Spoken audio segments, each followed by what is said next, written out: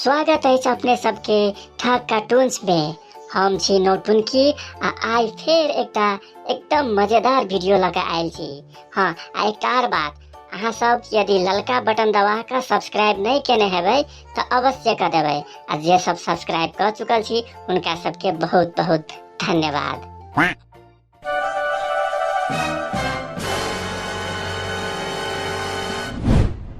रुकू रुकू, कत्ते सोचे हन आयल घुसल जाइ छी। वही हमरा डॉक्टर झटपट से भेटा के आई। अच्छा अच्छा, की नाम भेल अहाँके? रिश्ता में हम सबके बाप लगे छी। हमर नाम है अमित बा। ठीक छै। डॉक्टर से भेटे से पहले अहाँके कोरोना टेस्ट करबा पड़त। कोरोना टेस्ट करे छी कि नहीं? कोरोना टेस्ट में तो हम फर्स्ट डिवीजन से पास छी। वही हमरा तो पिछले बेर कोरोना भेल रहे, एहि बेर किछ नहीं भेला। हो याद आयल।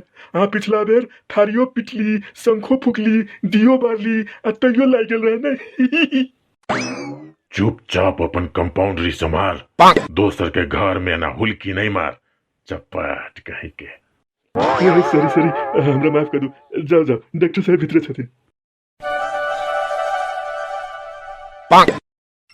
होता था अब तो चिरमेने के लिए जे एंग्री ओल्ड मैन है, हम तो किनके से बच गेली। हो पाऊ कहू की समस्या अछि अहाँके?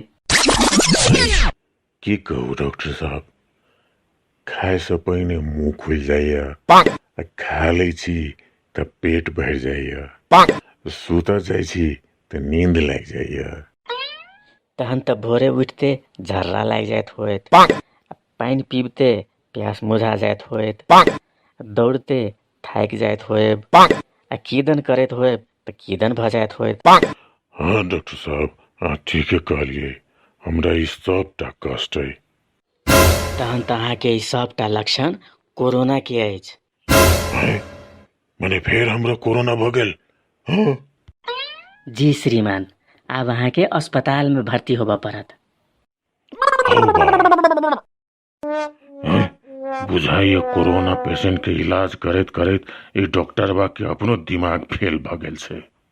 हैं, की भेल?